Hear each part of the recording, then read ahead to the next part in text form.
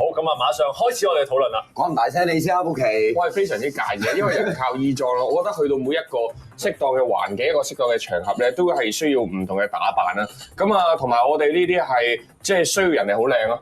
即係我追你嘅時候係好靚，你以後都要咁靚，或者 keep 到個靚，成熟嘅靚，同埋有品味嘅靚，同埋專業嘅靚都需要。咁靚係令到喺呢個世界行得會更加光明啦，同埋更加有信任嘅。所以我哋係好介意佢靚唔靚。我覺得打扮咧，即係基本打扮係尊重嚟嘅，即係唔好話係男女朋友啊，朋友出街打扮都應該尊重啊。唔同場合着唔同嘅衫啊嘛。同埋我認為打扮已經係最低限度保持新鮮感嘅方法。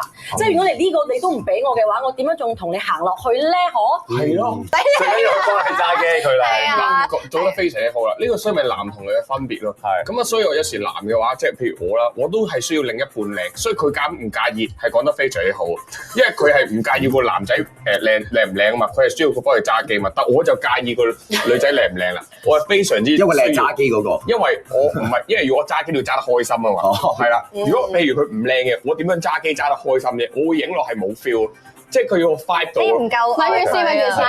咁你介意個女仔靚唔靚？咁你有冇問過個女仔介意你靚唔靚？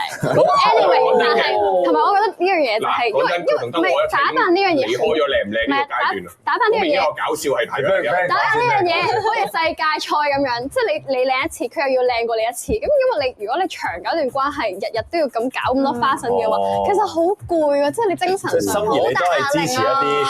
實在啲嘅，舒服係講嘅論點係場合，係啊，每一個場合需要翻唔同嘅即係衣着品味啦。咁即係你譬如打緊 pickleball 嘅時候啊，運動裝係需要咯，你唔會牛仔褲嘅，即係你會受傷啊嘛。咁我就覺得其實係一個吸引力法則啦。本身如果你係有打扮嘅人咧，你都會吸引到個有打扮嘅人。你唔係一個出軌嘅人咧，你都會吸引翻一啲唔出軌嘅人。所以其實係唔使太着緊嘅。所以只要係啦，相信自己得㗎啦，加油。OK，好似講咗啲道理出嚟啊。